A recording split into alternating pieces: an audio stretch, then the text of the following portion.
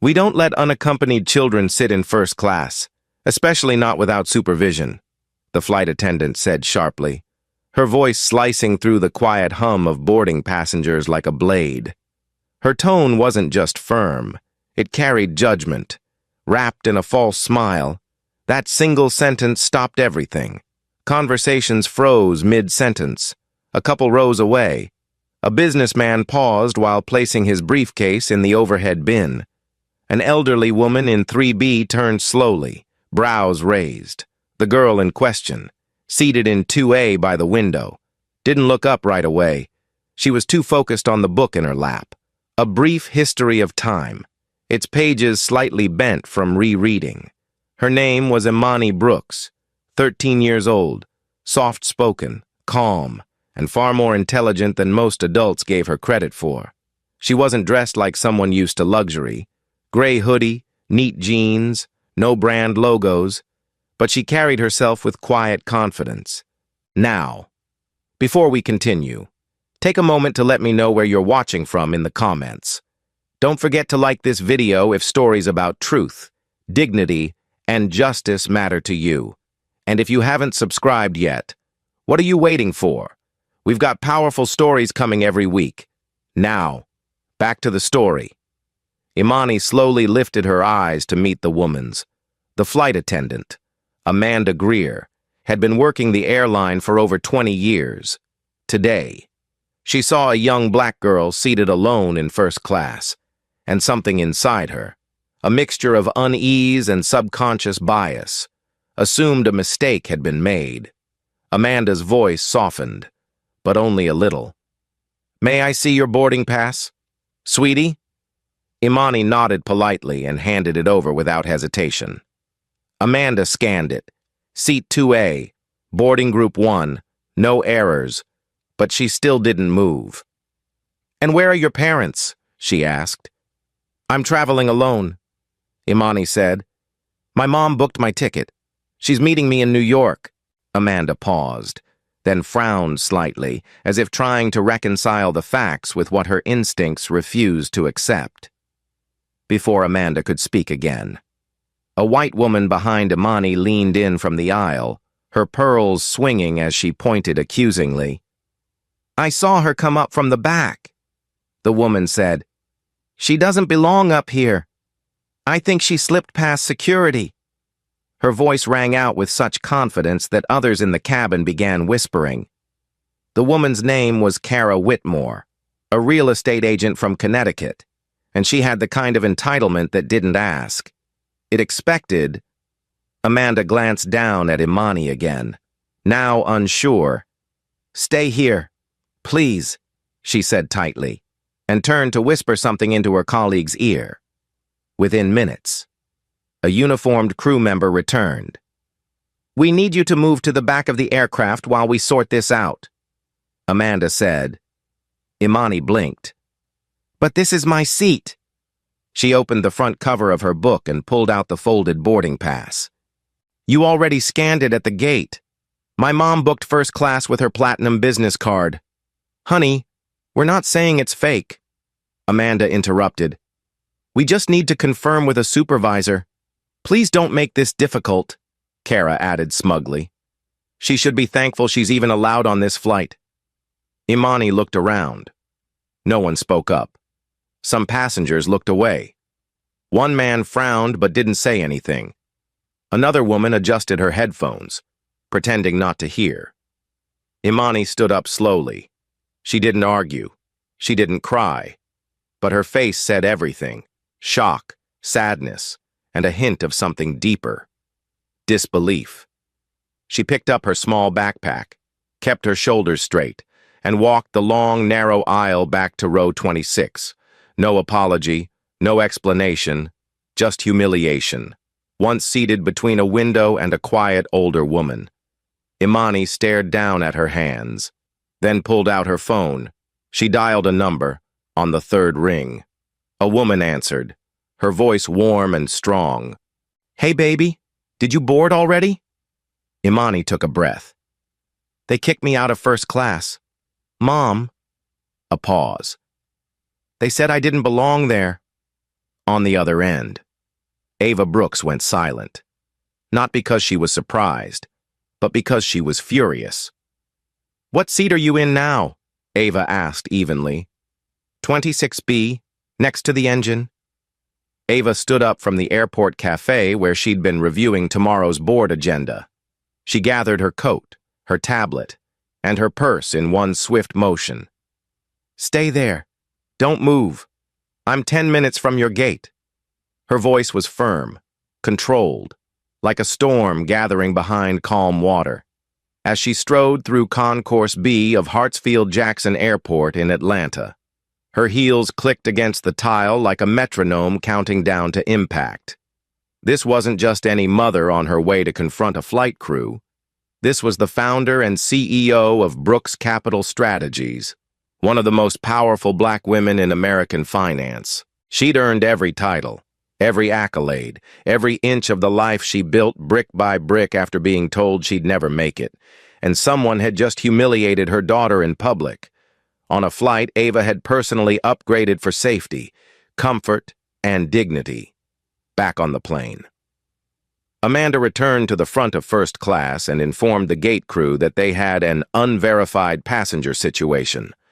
All while holding Imani's original seat for standby upgrades, Kara sat back smugly, sipping her sparkling water, unaware that a Category 5 reckoning was walking down the jet bridge in stilettos and a navy blue power suit. 10 minutes. That was all Ava needed. And nothing, absolutely nothing, would ever be the same again. The walk from Concourse B's gate lounge to gate B22 wasn't far, but Ava Brooks made it feel like a red carpet lined with silence and reckoning. Her navy blue heels clicked against the polished tile like warning bells, her black leather coat flowing behind her like a cape. Heads turned as she passed, some recognizing her from Forbes or CNN, others simply sensing her presence before realizing why. Her face didn't show rage, only purpose. Her eyes were laser-focused. She had one thing in mind, her daughter. A daughter who had just been publicly humiliated. On a flight Ava herself had upgraded weeks ago, 10 minutes earlier. Ava had been seated calmly at a quiet table near Gate A19, sipping black coffee while reviewing briefing notes for tomorrow's acquisition meeting. Her assistant, Leo, had just sent over updated figures from the Zurich office. Everything was in order. But then that call came. "They kicked me out of first class. Mom, they said I didn't belong there." The words weren't panicked. They weren't hysterical. That's what broke Ava's heart the most. How composed Imani had sounded, as if part of her expected it, as if this wasn't the first time the world questioned where she belonged. Ava's mind raced as she neared the gate. Her daughter was 13, brilliant, grounded, and deeply intuitive. She'd just returned from placing third in the National Youth Engineering Symposium and was flying to New York to accept a youth innovation grant on behalf of her school's STEM program. She wasn't some unaccompanied minor. She was the future, and someone had reduced her to nothing more than a profile, a stereotype, a girl who didn't look the part. As Ava approached Gate B22, the boarding door was still open, with the final call about to be made. "Excuse me," she said calmly to the gate agent. "My daughter was just moved from her first-class seat without cause. I'd like to speak to the in-flight supervisor." The gate agent looked up, confused. "Ma'am, I'd be happy to page someone, but—" Ava handed over her card. "I'm not asking—" The agent scanned it. Her face changed instantly. "Yes, Ms. Brooks. One moment, please." With a nod, Ava stepped past the podium, past the idle glances, and into the jet bridge. The cabin door opened as Amanda, the flight attendant, appeared, smiling reflexively. "Can I help you?" Ava's tone was steady. "Yes, you can. My name is Ava Brooks. I'm the mother of the child you removed from seat 2A. Amanda blinked. Her practiced smile faltered. "Oh. We were just trying to confirm her seat. You already did, at the gate. when her pass was scanned, then again when she showed it to you. So I ask again, why was she removed? Amanda glanced behind her as if searching for support. We just had a report from another passenger. There was some confusion. What kind of confusion? Ava asked. Did she threaten someone? Violate protocol? Or did someone simply decide that a black child didn't look like she belonged in first class? Amanda's throat tightened. She took a half step back. Ma'am, I think we should step aside and speak in private. Ava lowered her voice but leaned in closer. This won't be private. Not anymore. You embarrassed my daughter publicly. So we're going to address this publicly. Amanda was now visibly uncomfortable, shifting her stance, glancing toward the other passengers. Kara Whitmore, seated in 2C, removed her earbuds and narrowed her eyes at Ava. Is there a problem? She asked. Ava turned slowly. Yes, there is. Are you the passenger who falsely claimed my daughter didn't belong here? Kara smirked. She looked out of place. I thought she was sneaking in from coach. You mean she looked black? Ava said evenly. And young, and unaccompanied. And that was enough for you to sound the alarm. Kara crossed her arms. Don't twist this into a racial thing. Ava blinked slowly. I'm not twisting anything. I'm unfolding it. In plain view. Passengers were now paying full attention. Even the pilot, Captain Douglas, had stepped out of the cockpit to observe.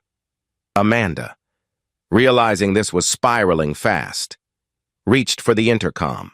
Let's sit you down in first class again, she offered to Ava, trying to diffuse.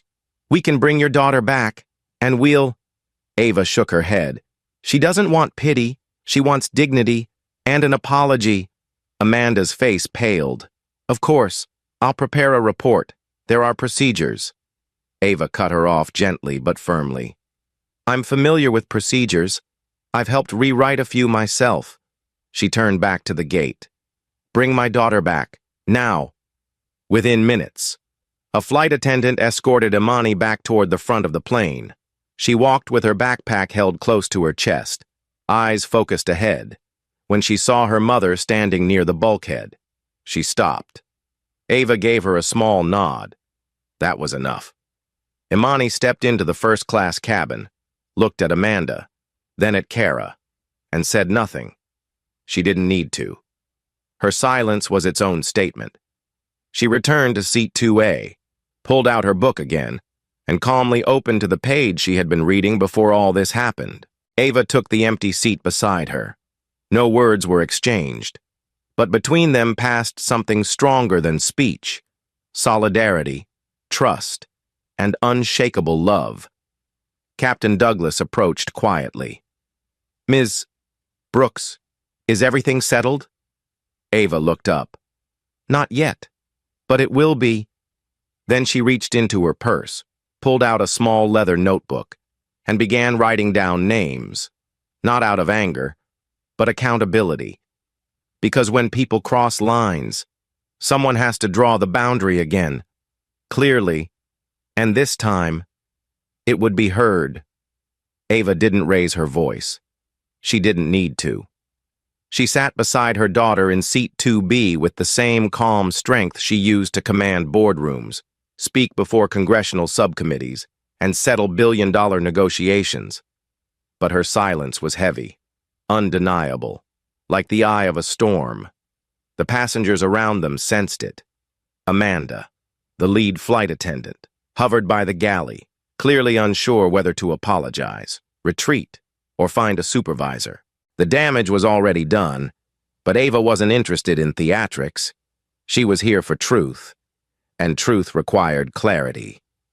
Ms. Greer, Ava said at last, her voice steady, I'd like to speak with your in-flight supervisor, now. Amanda blinked. I'm the lead on this flight. Ma'am. Then I suggest you take full responsibility, Ava said, because we're going to document every detail of what happened today. Not to punish, to correct. Amanda swallowed hard and stepped forward slowly, hands clasped tightly in front of her. I understand this has been upsetting, but I truly believed your daughter may have been misplaced.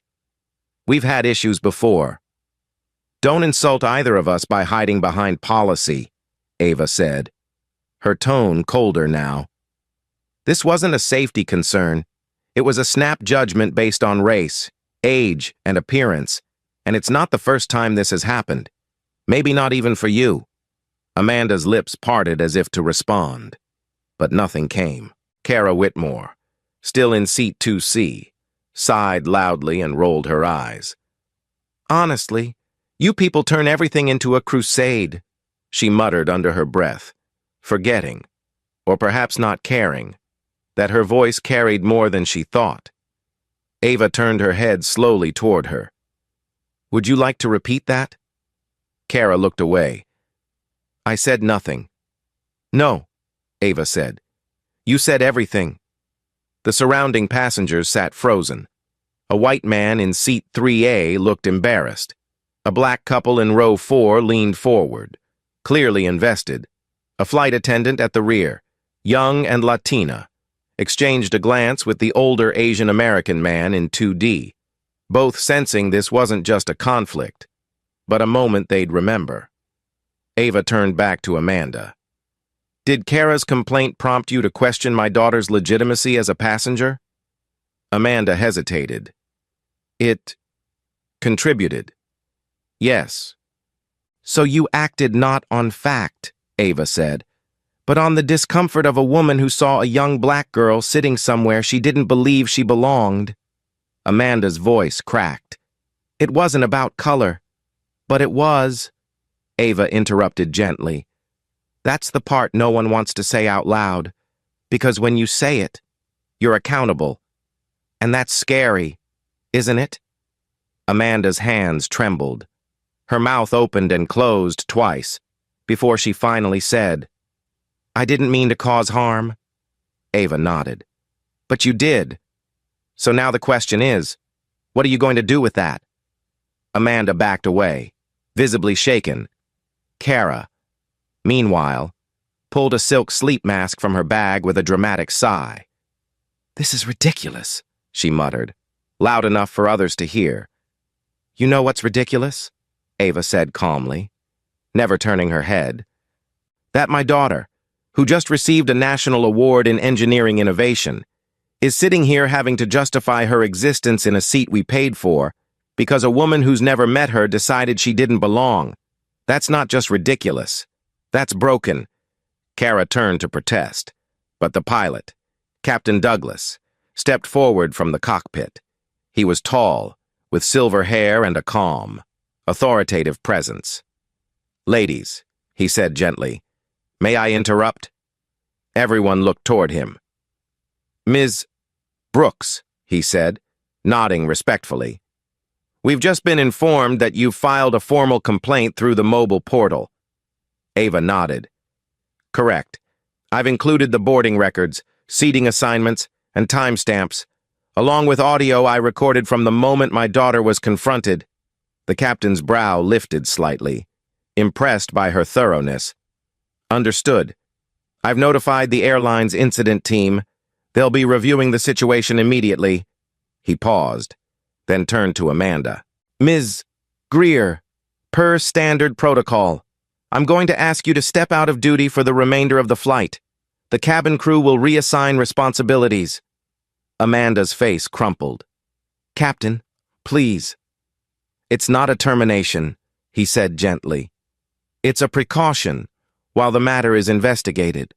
Then he turned to Kara. And Ms.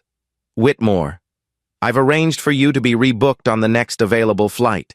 Your behavior on board has disrupted the cabin and violated our conduct policy.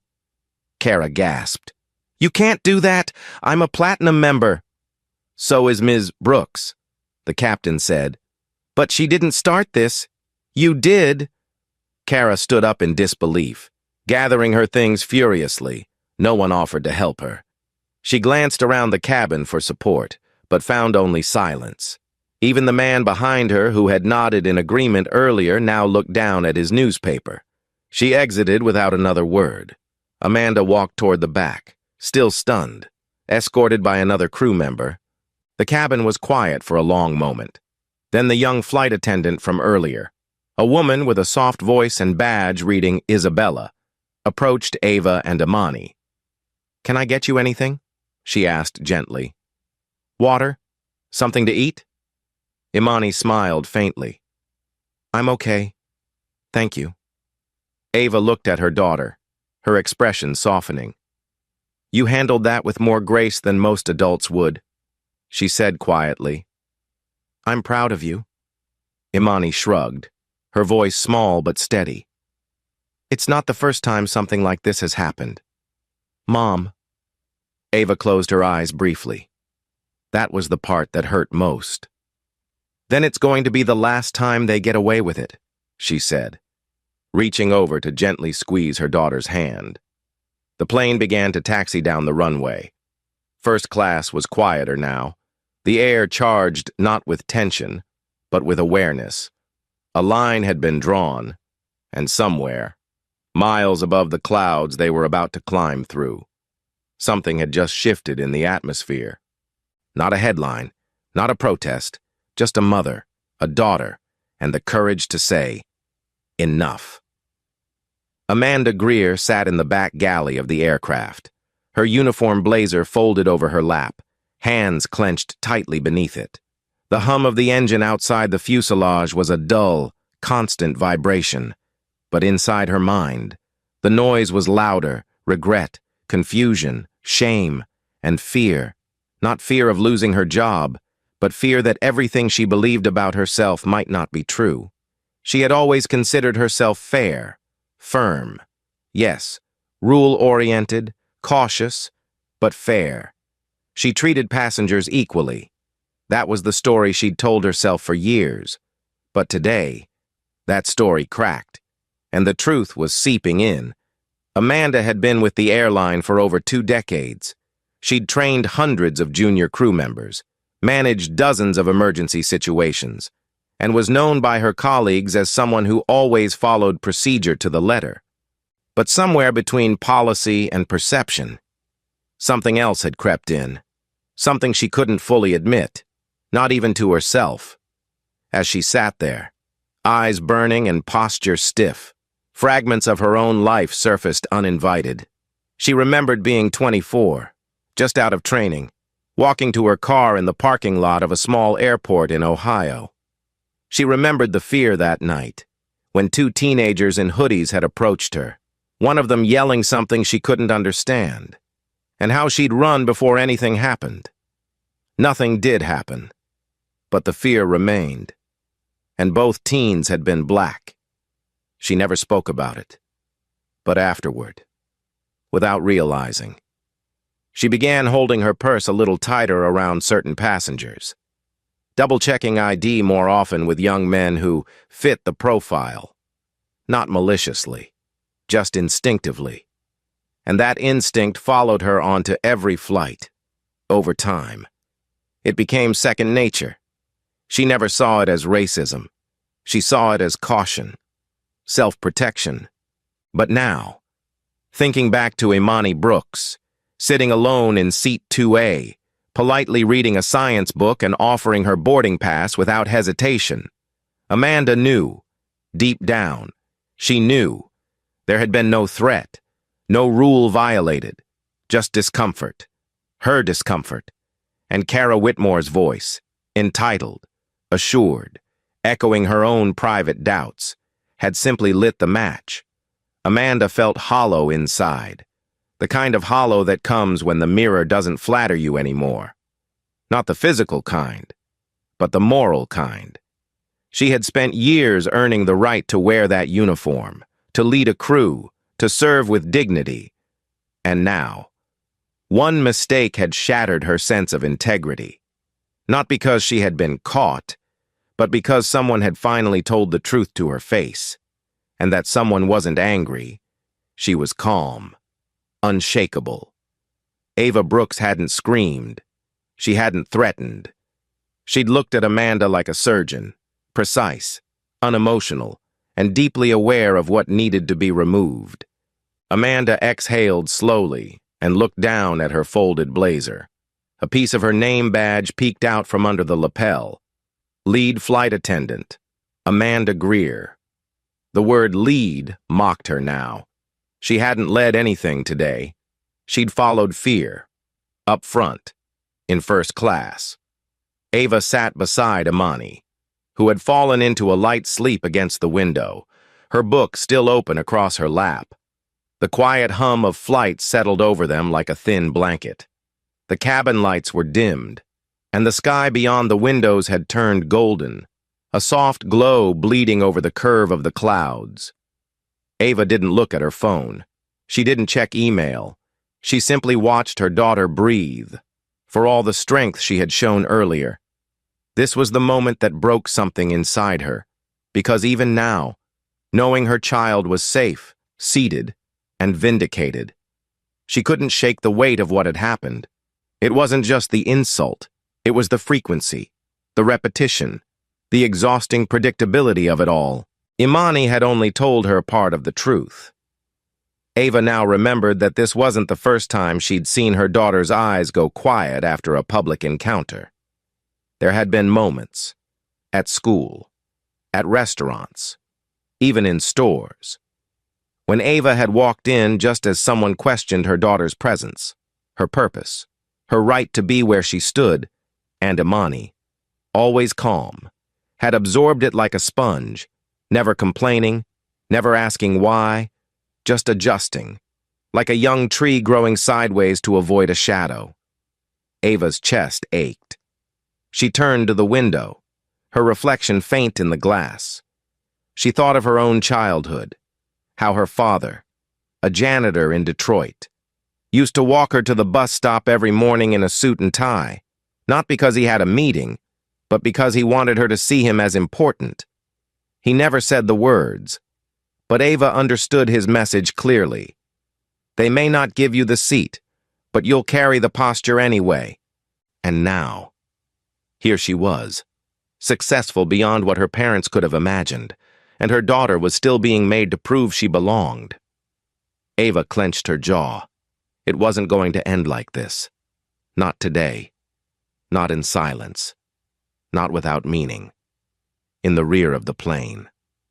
Amanda stood up slowly. Her legs felt like sandbags. She looked down the narrow aisle, past the glances of a few passengers who clearly recognized her from earlier, and made her way toward first class. With every step, her heart thudded louder. She didn't know what she would say. She only knew she had to say something. When she reached row 2, Ava looked up. Their eyes met again. Amanda paused. Her voice, when it came, was quiet, but sincere. "Ms. Brooks, I want to apologize." Ava studied her for a long moment. No cruelty, no smugness, just truth. Amanda continued, her hands folded tightly in front of her. "I misjudged your daughter. I assumed things I shouldn't have. I let someone else's opinion guide my actions. And I am truly sorry for the harm that caused." Ava nodded slowly. "Thank you for saying that." Amanda took a breath. "If there's any way I can make it right." Ava spoke gently. "Start by asking yourself why it happened. And don't stop asking until you find an answer you can live with." Amanda's eyes welled. She nodded, then quietly turned and walked away. Ava turned back to Imani, who stirred slightly in her sleep. She reached over and gently brushed a curl from her daughter's forehead. The sky outside burned brighter now, soft orange streaks stretching across a calm blue horizon, somewhere above the clouds. Healing had begun, as Flight 728 cruised smoothly at 34,000 feet. Ava Brooks opened her leather-bound notebook and began writing, each letter deliberate, steady, and clear. She wasn't scribbling in anger. She was documenting, precisely, names, times, seat numbers, exact phrasing. It was a habit she'd learned in her early days as a civil rights attorney. Right as if someone's future depends on it. Because sometimes it does. And today. It wasn't just about Imani. It was about every young person who had ever been told, directly or indirectly, that they were too brown, too young, too unfamiliar to belong in the spaces they'd rightfully earned. Ava glanced sideways at her daughter, who had finally dozed off again, her head resting gently against the window, a folded jacket cushioning her temple. The book in her lap had closed, but one finger remained between the pages, as if ready to resume the moment she woke. Ava gently closed her own notebook and reached for her phone. Connecting to the in-flight Wi-Fi, she drafted an email, not a complaint, but a formal statement addressed to 3 specific recipients: the airline's Director of Customer Experience, the VP of Diversity and Inclusion, and the General Counsel. Her subject line was direct: Incident Report, Unlawful Discrimination and Passenger Mishandling, Flight 728, Gate B22, ATL to JFK. She attached a time-stamped audio recording of Amanda's initial confrontation with Imani, taken from the moment Ava had stepped into the cabin. She included her daughter's boarding pass confirmation, as well as screenshots of her platinum booking and VIP authorization record. It wasn't enough to tell the story. She had to prove it. Because that's how you protect a child in a world that often asks them to carry receipts for their existence. As she typed, a soft voice interrupted her concentration. "Excuse me, Ms. Brooks?"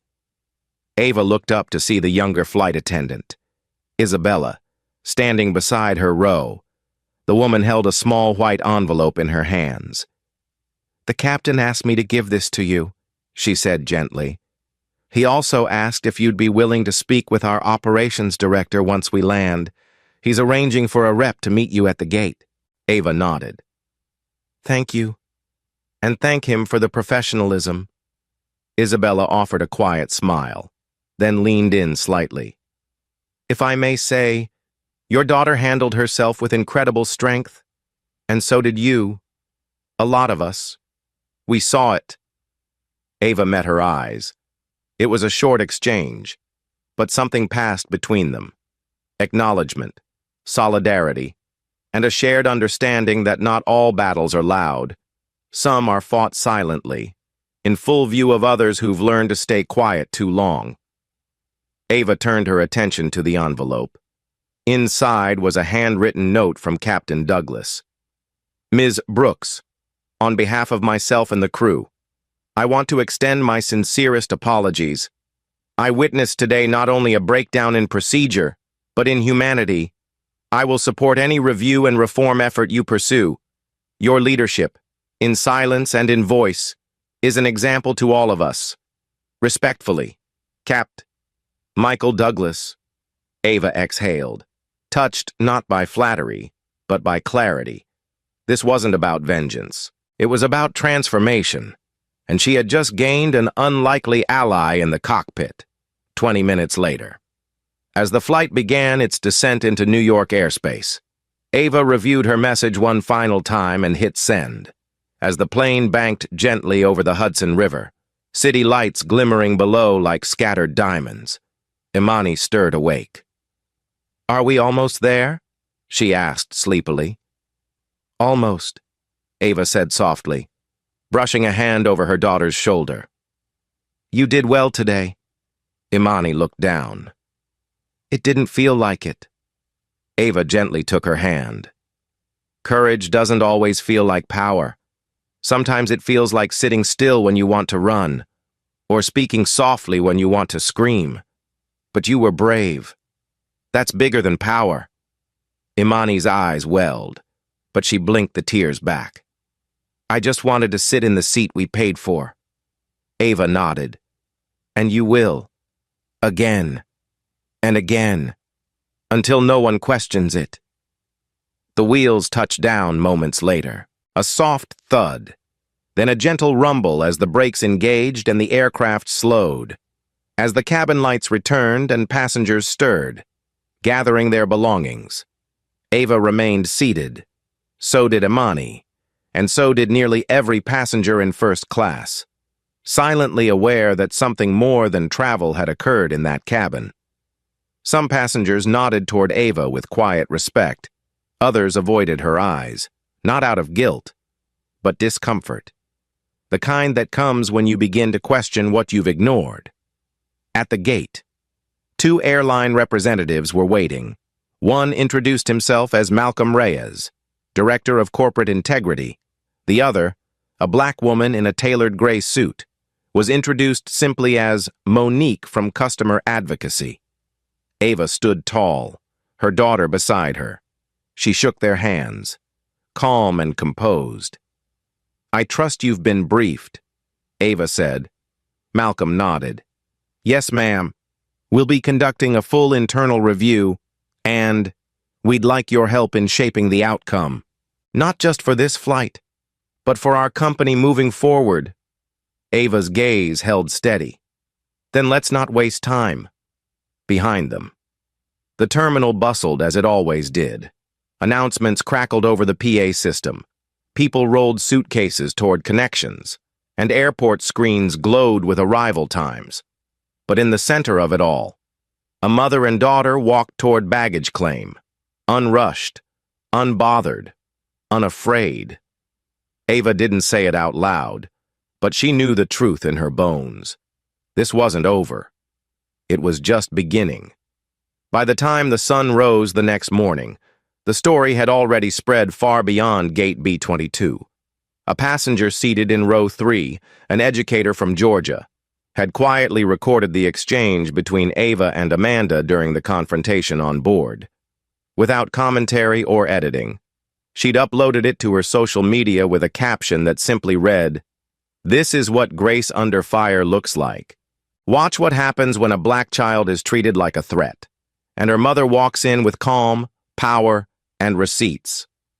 Within 3 hours, the video had crossed 1 million views. By noon, it was on every major platform: TikTok, Instagram, YouTube, Twitter, hashtags like She Belongs, Seat 2A, and the Imani Standard began trending across the country. News anchors picked it up next, first local, then national, each clip playing the same powerful sequence: a calm, well-dressed black woman walking down the aisle of a plane, locking eyes with a white flight attendant, and saying, "You removed my daughter from a seat she rightfully paid for. I'm here to ask why." There was no shouting, no chaos, just a quiet storm that refused to be ignored. Public reaction poured in from every direction: support from civil rights organizations, airline reform advocates, and thousands of parents who had seen their children face similar indignities. Ava didn't respond immediately. She didn't need to. She was already moving. That same day, she received a personal call from the airline's CEO, who expressed both embarrassment and urgency. "We're launching an internal review," he said. "We'd like your help shaping the outcome." Ava agreed, but only under one condition: that this wouldn't become a one-time apology tour. She wanted systemic change. Within 48 hours, Ava's legal team, led by her firm's Civil Justice Division, submitted a policy proposal titled the Imani Standard. It outlined a new national protocol for unconscious bias training, frontline customer service response, and escalation transparency across commercial flights. The document included real scenarios, audit strategies, and accountability tracking that went far beyond the usual surface-level PR responses. The airline, under intense public scrutiny and with stockholders watching closely, had no choice but to embrace it. But Ava didn't stop there. She reached out to 3 other major U.S. carriers, inviting them to the table, one by one. They joined. Then came hotel chains, ride-share companies, and even a cruise line, all curious, some reluctant. But the pressure was rising, and Ava, with Imani always nearby, became the face of calm disruption. Imani, though only 13, found herself at the center of a cultural moment she hadn't asked for, but one she refused to shrink from. when invited to speak at a youth leadership summit just 2 weeks later. She took the stage in a navy dress, her curly hair pulled back in a crown braid, her voice steady through the microphone. "I didn't expect to change anything," she told a silent crowd of over 400. "I just wanted to sit in the seat we paid for. But I learned something. That sometimes, when someone tells you you don't belong, the best thing you can do is stay seated." The room erupted, not because it was fiery, but because it was true. Ava stood backstage with tears in her eyes, her hands folded tightly, her heart full. It wasn't just a moment, it was a message, and America was listening. Over the following month, the Imani Standard became the most widely adopted anti-bias customer experience reform in U.S. airline history. Airline staff across all 50 states were required to complete immersive cultural empathy training. A new digital protocol for reporting passenger profiling went live. Flight crews began reviewing real stories, not just corporate slideshows. And in airports from Boston to Oakland, signs quietly appeared near security checkpoints and boarding gates. Each one read, "All seats are earned. All passengers deserve dignity. Let this be a place where bias does not fly." Ava never asked for her name to be on them, but in smaller print, just beneath the message, read the words, "Inspired by Imani Brooks, Passenger 2A. Still, not everyone was pleased. Critics claimed Ava had weaponized influence, that she had used her status to make an example out of an everyday mistake. Ava responded in an op-ed in The Atlantic titled, "Grace is not a privilege." She wrote, "This was never about fame. This was never about going viral. It was about my daughter. It was about every daughter, every child who's been told to move, to wait, to be quiet. I am not interested in punishing flight attendants.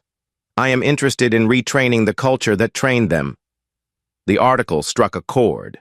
Letters poured in from teachers, nurses, business owners, grandparents, some black, some white, all sharing stories of moments when their children or grandchildren were made to feel smaller. Many said the same thing. "We didn't have a name for it until now." Back at home, life for Ava and Imani remained grounded. Ava still made breakfast every morning, steel-cut oats and sliced fruit. Imani still walked their dog, Milo, and complained about her algebra teacher. But something had shifted. Not in how they moved, but in how the world moved around them. One afternoon, while walking through LaGuardia en route to another conference, a TSA agent paused Ava and whispered, "Your daughter's story helped my niece. She stood up to a teacher last week who questioned her reading level," she said. "If Imani Brooks can speak up, so can I." Ava smiled gently. "Tell her to keep speaking, and keep sitting, too." At that moment, Ava realized something. Justice isn't always a courtroom or a protest. Sometimes it's a girl on a plane, reading a book, refusing to shrink. Sometimes it's a mother in heels, asking the right question. And sometimes it's a ripple, small at first, until it becomes a wave.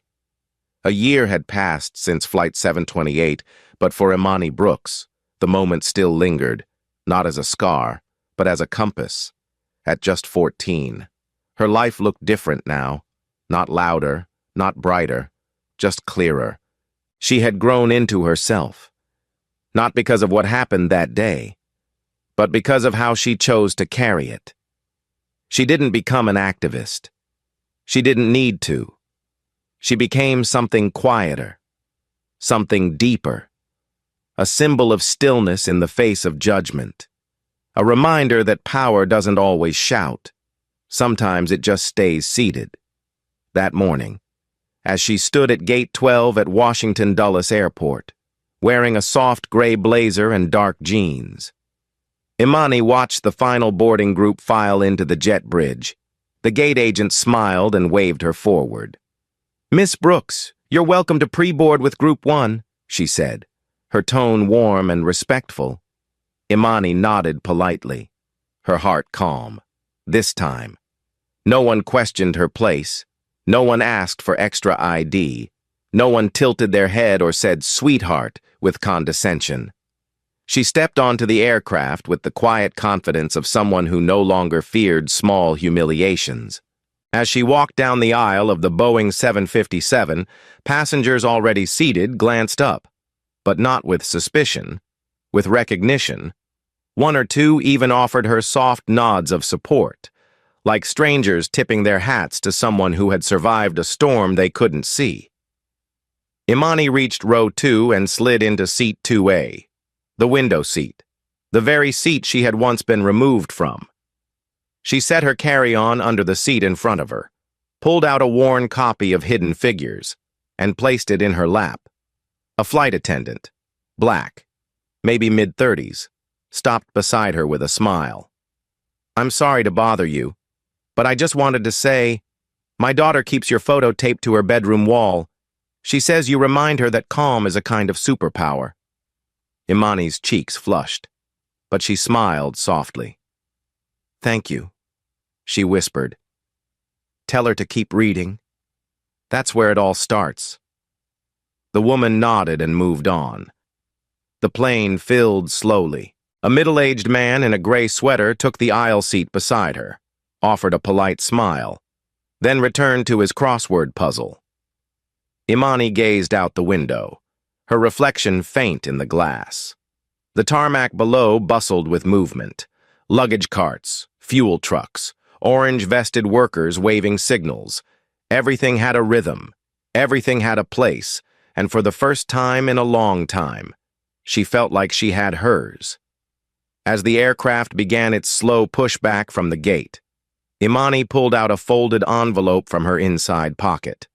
Her mother had slipped it into her bag earlier that morning, saying only, "Open it when you're ready."